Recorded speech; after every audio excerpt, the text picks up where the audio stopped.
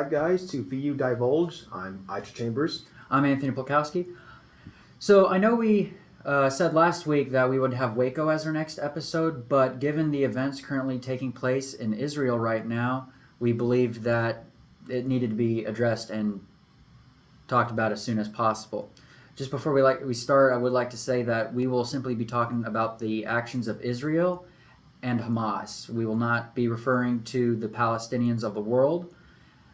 We are simply referring to the actions of Hamas in this episode, and we mean no ill intentions between any Israelis or Palestinians. We're simply just discussing what is currently happening between Israel and Hamas. Well, we know this is a kind of heavy topic and a controversial topic as of late, but like I said, these are events going on in the world. You can't close your eyes and act like it's not happening. These are things you have to hear and stuff of that nature.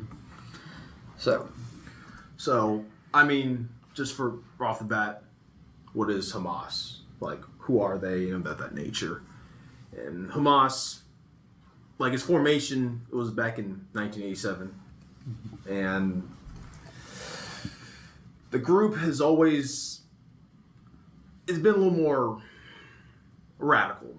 Like it branched off from the Muslim Brotherhood, which was founded in 1928. It's an old organization. It's been around in the Middle East for obviously since 1928, and it really just affected its ideology, goals, and things of that nature. And a lot of those goals, like its main goal, is to establish an Islamic Palestinian state and reject agreements made between the group that was in power, the Palestinian Liberation Organization, and then and Israel. Basically, they want control. Is the gist of it. Yes, and in 1997, the U.S. Department of State labeled Hamas, not the Muslim Brotherhood, I don't think, but definitely Hamas as a FTO, or a foreign terrorist organization. And they successfully won the political election in the Gaza Strip in, what year was it again? I believe it was 2006. 2006? Is when they just dominated, really, honestly. Yes, so on October 7th, 11 days ago, Hamas launched an operation into Israel called the Al-Aqsa Flood.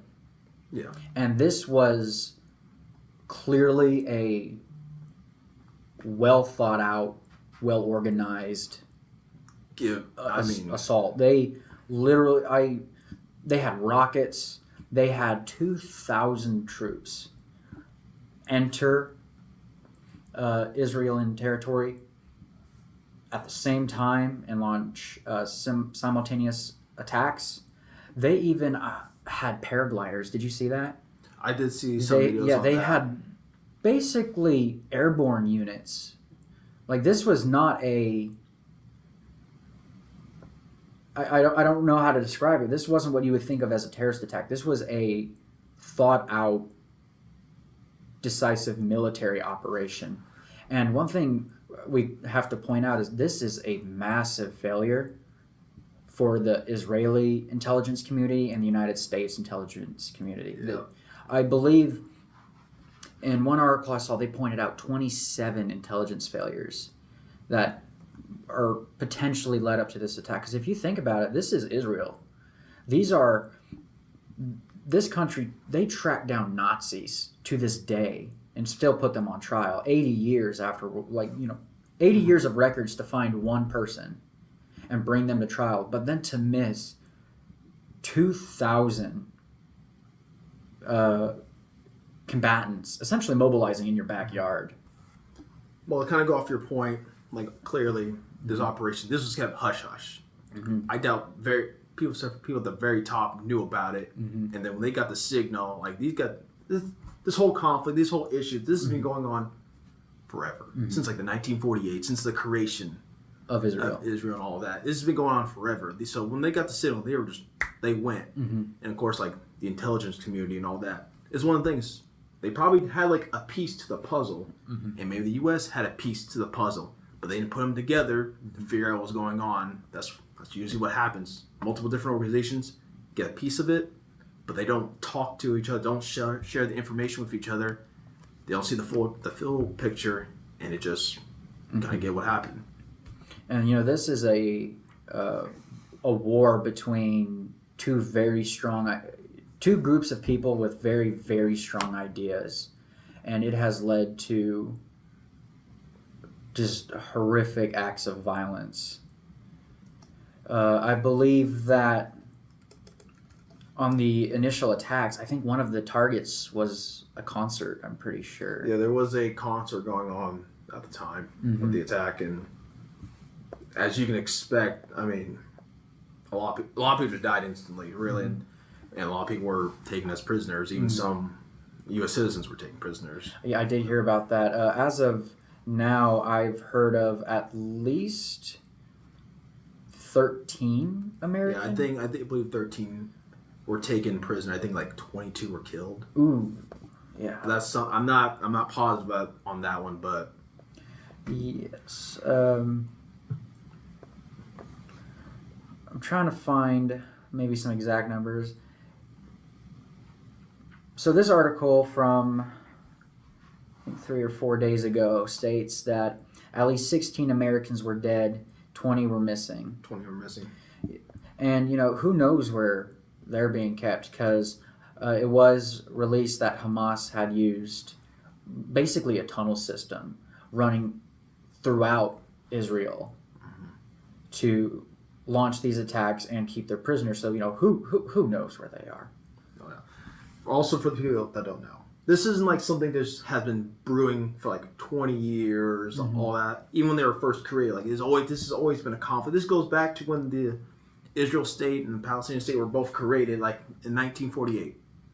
These issues have ran deep. That's also why there's so much like, I'm trying to find the word, like commitment or anger, dedication, anger towards the other side, because this is something that's been brewing for years, and there's always been small scale attacks, missiles here, a little over the board, stuff of that nature, but nothing of this magnitude. And I don't think it's like terrible to say, like, no matter how this turns out, the Middle East, like that area is going to be unstable.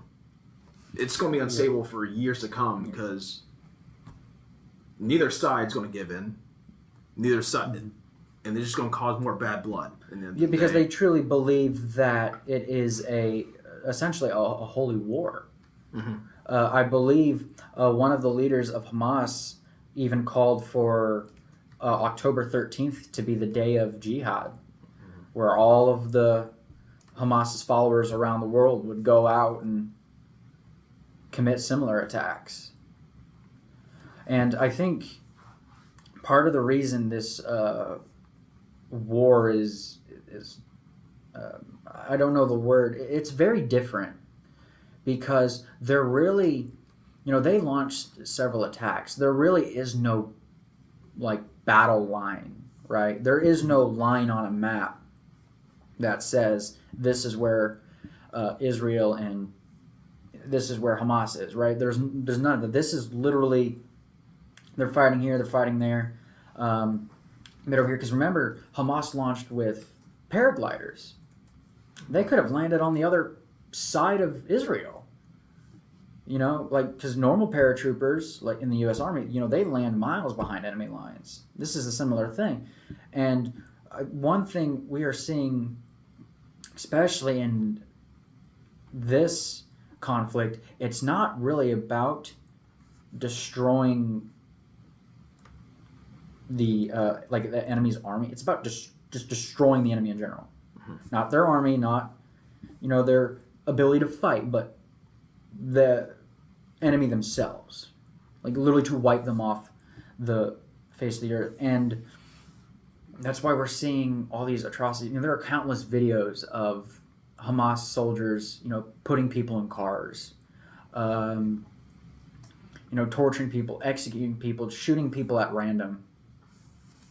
I saw an article the other day where it was believed that 40 babies had been beheaded.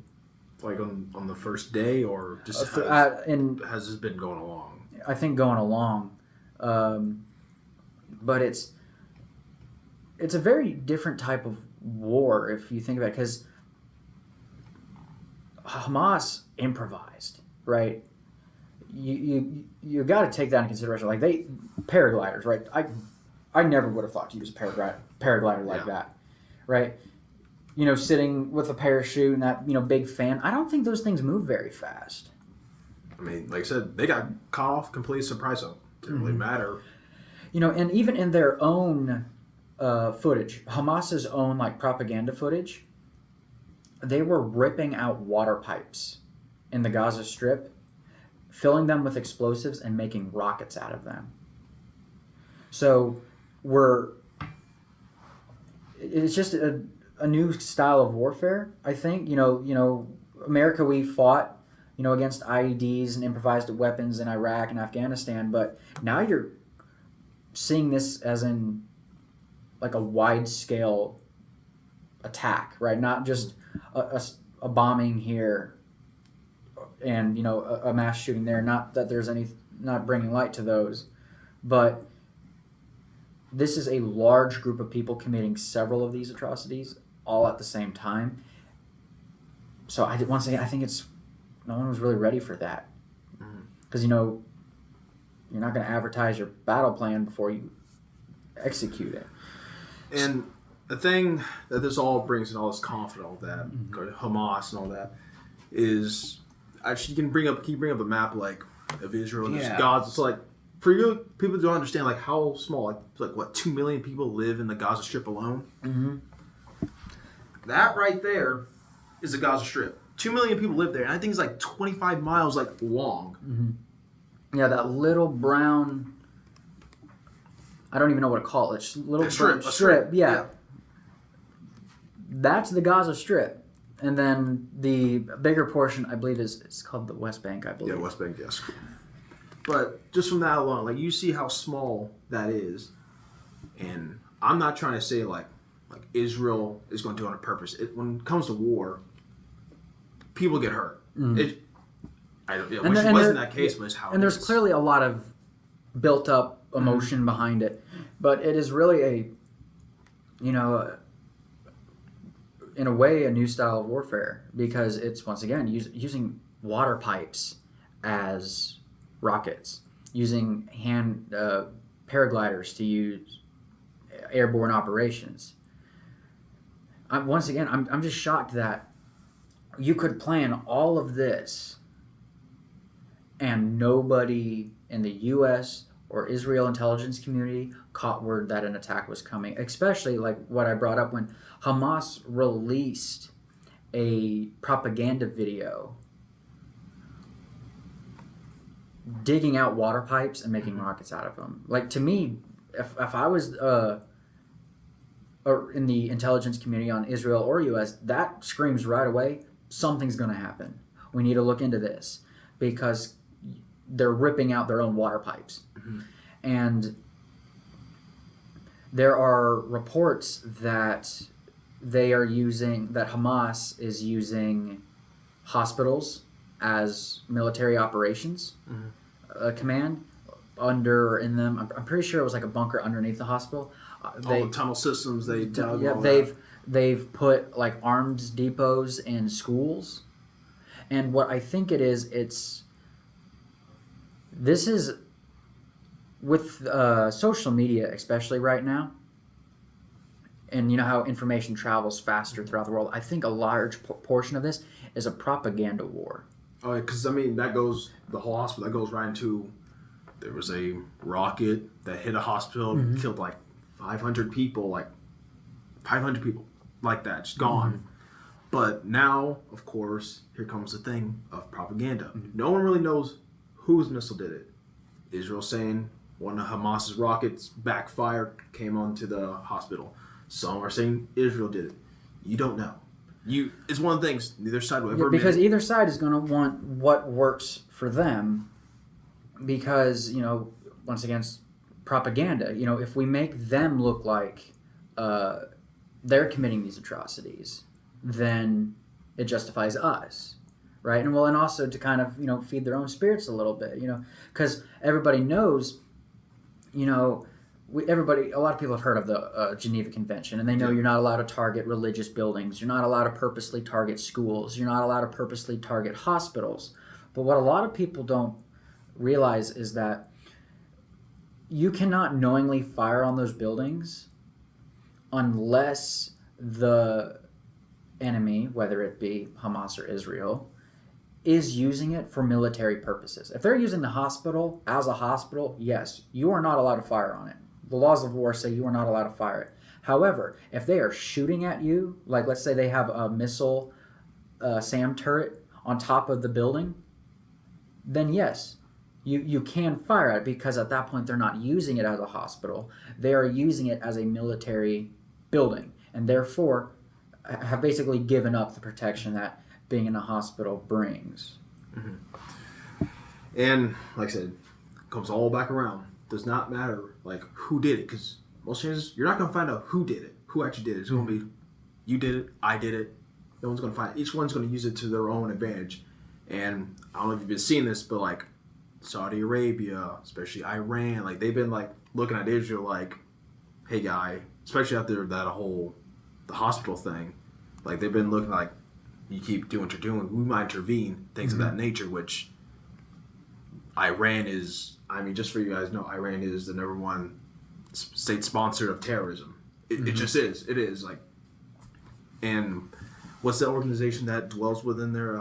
Isn't Hezbollah? Hezbollah, yeah. Yeah, Hezbollah. That is what actually has some people like afraid that Hezbollah might get involved from the north. And you think all these, other state sponsors, they might, help Hamas. Then you have, I'm pretty sure that the U.S. just sent a carrier fleet to the Mediterranean Sea, pretty much right next door to Israel, just like right off the coast. And, once again, it's really difficult because you have to fight the war, but you also, it's the propaganda, because each side wants you to believe the other side wronged us, therefore we're doing this.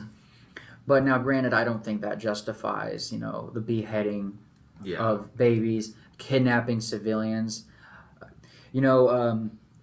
I heard of a film a few years ago. It's called Eye in the Sky, and what it is there are these like terrorist leaders all in this one house. Like I think in the movie it said like 8 of the 10 of the FBI's most wanted are like in this house, and they're spying on it, and there's a drone in the air. Well, everything, rules of engagement, confirming the target, spies on the ground, all of that. But to launch the missile to destroy this house is the button's pressed by one guy, and he's in this huge debate because he's like, I can shoot at this house, right, and take out 8 of these terrorist leaders, but it's in the middle of a city. How can we minimize, you can say, yes, we can wait till the civilians walk away, but they have apparently had like a bug in the house, and they were looking at like seeing them suit up in like suicide vests. So they're like, there's clearly an attack coming, but if we blow up the house, we risk hitting civilians. And it led to a line in the film that I think is true. It's, if a terrorist group kills 100 civilians in an attack, purposely targets and kills 100 civilians, we win the propaganda war. If we fire at a building with the intent on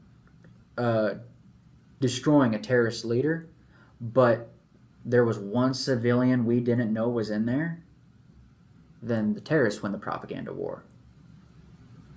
And I think that's part of the struggle with this, is because Israel bombed the hospital. Well, we don't know that they bombed the hospital, but we know Hamas has committed these terrible atrocities to Israeli citizens and Americans who, you could argue, well, they were probably there on a vacation or visit. They don't... Visiting family, maybe. Visiting, and they're not even involved, but now we are. So then it also, brings the question of how far is the U.S. going to get involved? Because if they are purposely seeking out American citizens, then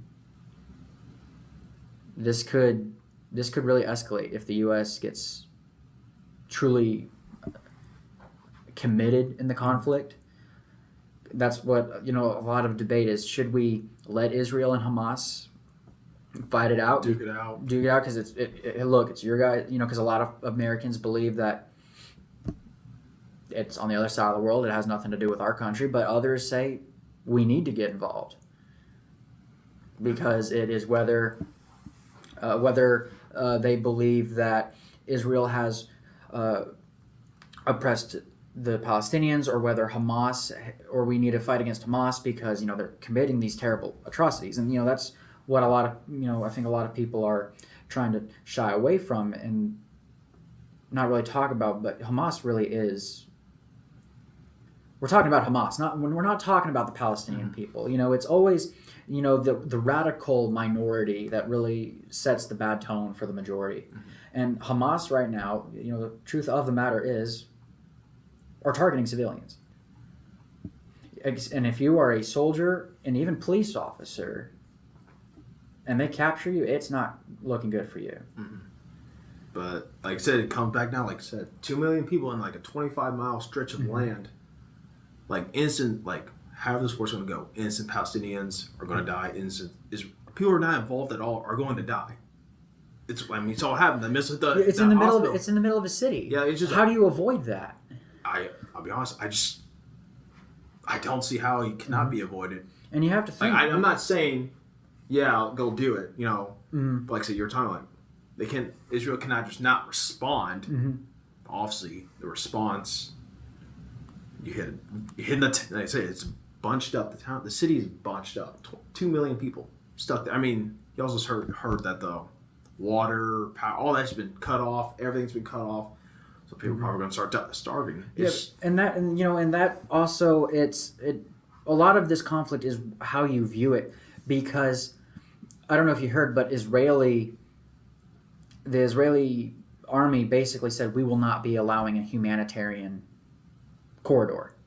We will not be allowing a corridor to be created to where we could send food into the Gaza Strip, or we could send humanitarian aid into the Gaza Strip. Now, you have to look at it as in people who side with Palestine are going to go, see, Israel's not going to help the Palestinians who aren't fighting, and they're not going to, they're just letting them starve to death, right? They're trying to get rid of them. But on the Israel side, Hamas was using those water pipes to make rockets to fire at them.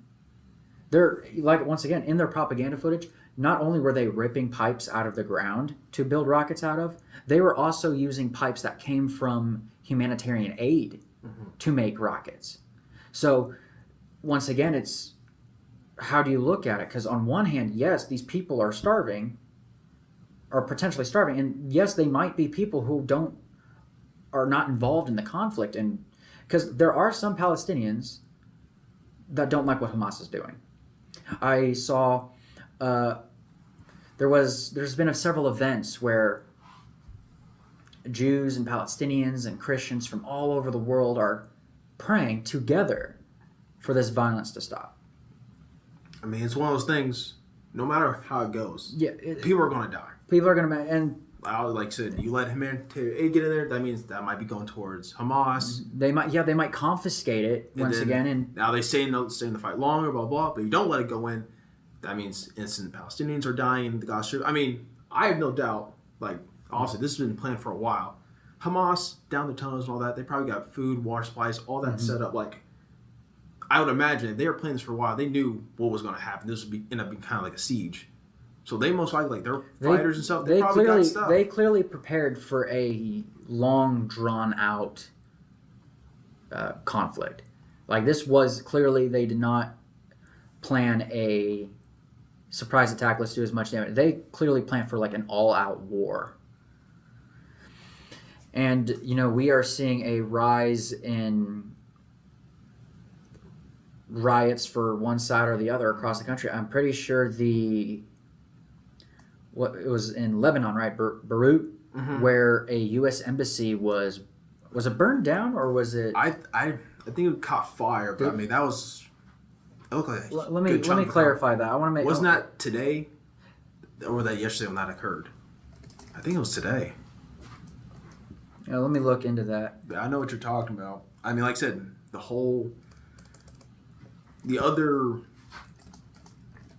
other Islamic groups and all that, they're all seeing like what's going on, in Israel and Palestine, and they're seeing like, that's what I mean. You cannot go in with a hard hand, but if you don't, like, how do you deal with Hamas? Like, there's not a win scenario in this. It's not. This ain't gonna. No matter what happens, this is not gonna be pretty. Mm-hmm. According to Daily Mail, it has caught fire, and the United States Department of State has issued a do not travel to Lebanon for Americans. So real quick, for those of you that don't know, the Department of State for every country will tell you, as an American, you can go on the Department of State's website and it will say, as an American, here are the safest countries for you to travel to currently. Here are the not so safer countries for you to travel to. So if you're just totally off topic for just a sec, if you're ever planning on going on a vacation, I highly recommend checking out, their website and seeing which countries, if that country is actually safe for you to travel to before you actually go. Because as it says right now, Lebanon is a do not travel if you are an American. So I just wouldn't go to the Middle East in general at this time. I just wouldn't do it. But honestly, kind of back to it. People ask, all right, why don't the people try to evacuate all that? Like, I think the Israeli military, they sent like flyers like evacuate to the southern bit of the Gaza Strip. But like I said, this thing's only 25 miles long, and there's 2 million people here. And that was they have like a 24-hour like get out, or because we're gonna start bombing. How do you cannot get that many people to move? And like I said, there's no food or water. Like, it's running low. So like, what do you do in that scenario? Well, you got to think that for a lot of these people, that's their home. That's their livelihood. It's like, I'm not just going to leave. But at the same time, we gave them an out. If they choose not to take it, and something happens to them, now Hamas uses that. Like I said, but what I'm thinking is, all right, so they deal with the more north bit of the Gaza Strip. All right, what they're going to do is send out flyers like, all right, guys, people down the south, go north again. Everything is in ruins, and they're just going to do this. You know what I mean? It's not a win-win scenario. And obviously, Israel is not letting refugees go through their lines because obviously some of those refugees could be Hamas members, sabotage their military efforts, all that. And Egypt is right on the border of Israel and the Gaza Strip, they're not letting refugees through either because, just so you know, Egypt is going through like an economic crisis. So obviously, a bunch of refugees flooding into their country is not going to make it any better. I'm not saying like that's a good thing, but it's just a bad situation for all parties involved. Yeah, and one threat, speaking of Egypt, is how far are other countries getting involved, as we discussed earlier? Because the Secretary of State, Anthony Blinken, apparently met with the Israeli Prime Minister and promised him that they would have the unshakable support from the United States. But what does that mean? I know America has provided Israel with rocket defense systems, which is collectively known as the Iron Dome of Israel. Which is a pretty cool system. Be honest. If you guys have not seen any videos on like the Iron Dome, I would honestly check it out because it is something. But once again, that goes to how far are we willing to go and support a conflict that. Well, and to some arguments, you can argue it's a worldwide conflict because both Palestinians and Jews, both of those are worldwide religions, and both of them think. They have whatever you believe, they believe that they both have equal claim to that land. They both parties believe that land belongs to them.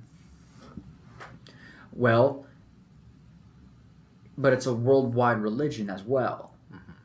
So yes, this conflict is in Israel, but it can very easily become a worldwide conflict. I'm pretty sure there was a attack of a student on a college campus because I don't remember the sides, but one was Palestinian and one sided with Israel.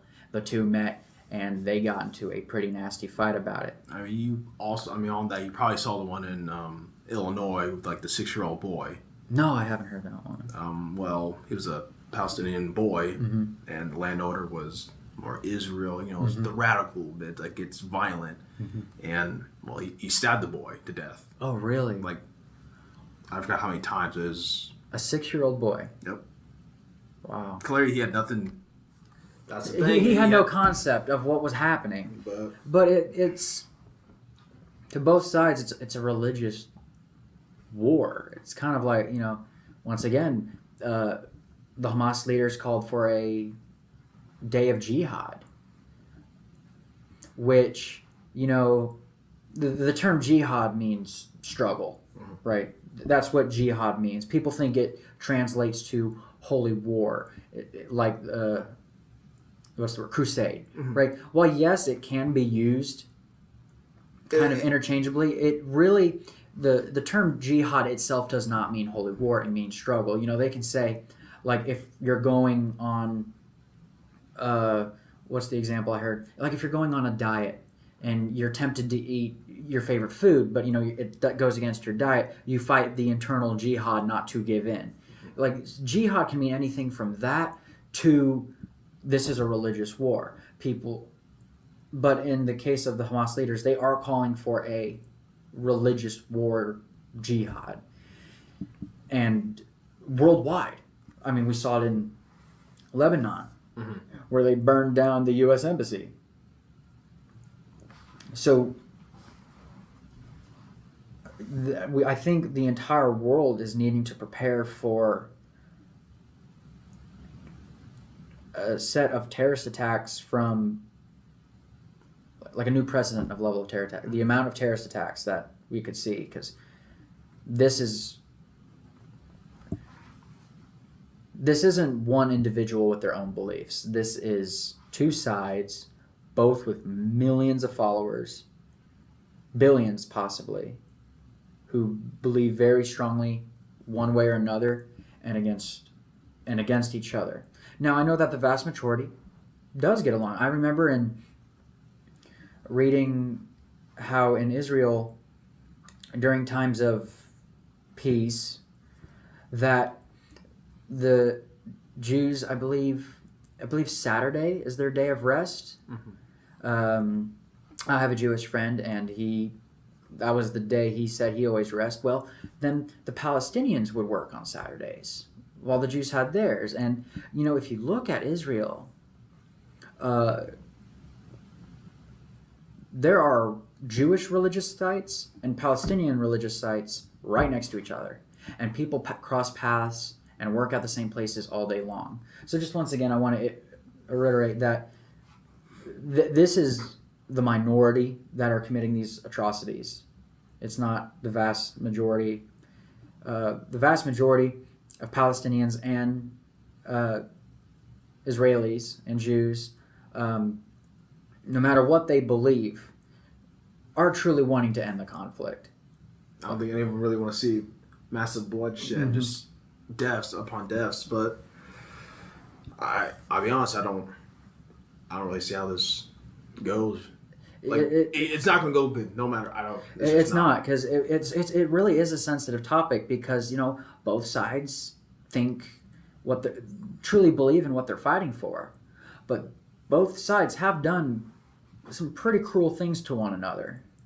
I mean, just kind of on that, like, I'm trying to find the right way to say it, but, like, I'm not trying to say, like I said, each side has done bad things to each other, no doubt. Like, Israel, they did not initiate this, no doubt, but they did not help with the issue. Like, I mean, even in like, when these states were first created, nearly right off the bat, Israel declared war on Palestinian like territories and took territory they were not supposed to have, Mm-hmm. which obviously that happened back in like the 1948s, 1950s, all that stuff. So no one alive nowadays or who's doing all these things have nothing to do with what's going on. But like I said, it's one of the things that just keeps building up, building up. We are quite frankly seeing just a boiling pot that's finally given over, and it's just a flood of emotions, beliefs, and well, quite frankly, radicals are getting involved, and they are the ones that are truly committing these atrocities. Right? I mean, you don't target civilians if you're going to war, right? Right. If I'm going to war with a country, you would attack military targets. You would not attack concerts. You don't attack hospitals. You don't use you don't use schools as weapons depot. Right. This is truly a new. I don't even know the words for it. It's going to be a slugfest. Is essentially what it is. It is going to be. I think we're going to see levels of cruelty that we haven't seen before, and on a wider scale too. You see the whole babies being decapitated. Yeah. And all that. I'm going to kind of play devil's advocate a little bit with the U.S. Say we don't get involved, Mm-hmm. and we just let Israel and Gaza, all that, just do its thing. Maybe other countries get involved. Maybe they don't. No matter what, a lot of people are going to die. Say the U.S. does get involved. Mm-hmm. I feel like that's going to... I don't know if that's going to make it worse, but I think now we're just going to have the blood of innocence on our hands as well. Because like I said, I may keep coming back to it, but it's such an important bit.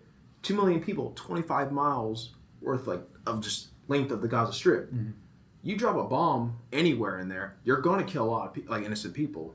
People that are just living their lives. Mm-hmm. I mean, it's just... Yeah, how do you target military targets when the population is so dense in an area? Yeah.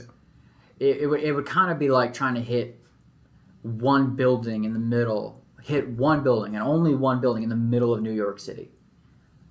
It's not happening. That's not going to happen. There's no way you're only going to hit one building.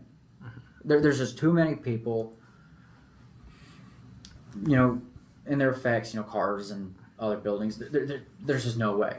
Unless you landed it in the middle of... No, not even if you put it in Grand Central Park, because all the other buildings are pretty much right next to each other. So this is definitely a conflict that is going to escalate. I honestly... I don't see it dying down anytime soon, because Hamas believes in what they're fighting for, truly. And, well, the Israelis are a bit mad of civilians being targeted. So I honestly don't see it ending peacefully. Peacefully anytime soon. And quite frankly, you could argue that it ain't going to be settled peacefully, because it's not being peacefully right now. It's going to be a generational thing. It's both sides are at war. Peace is gone. Mm-hmm. I honestly don't know if it's going to involve the destruction of Hamas, the destruction of Israel, or... You can't really destroy, Hamas, like it's an ideology. Yeah, and you can't destroy... And I think that's another That's why they want issue. Why they want the total destruction of Israel, because then no one, But then even if you do that, now it becomes a global conflict. Yeah. Because there are Jews all over the world who believe in Israel. People were going back to Israel to fight in Israel. So, and people were leaving other countries to join Hamas. This is a worldwide belief fighting for one stretch of land. Yeah, because both to their religion believe they have this is their religious. This is their holy ground. Yeah, it's their holy ground, and we have a religious right to this land. But so does the other side. And these two religions are worldwide. So we'll only have to see where it goes from here. And we will be sure to keep you guys updated with breaking news of. I don't really call it breaking news. I don't really know how. I don't want to say like any of this is like small news. Like none of this at all is small news. But like any like major developments that come in, we will try to keep you guys updated on that. We'll try to keep you guys updated on crucial events and really where it goes. Let you guys know if any countries get involved, if the extent of the U.S.'s involvement, other countries. Maybe we'll see what Egypt and Lebanon, since they share a border with Israel. So. All right. Well, our prayers are out to both the Palestinians and Israelis that are caught in this conflict. I mean, the civilians that it's a terrible truly thing, aren't. They don't want the conflict. But this is definitely a sensitive matter. This is a sensitive matter, and I think that's why I've personally been struggling to find words this entire episode. So yeah, we will keep you guys updated. Stay tuned.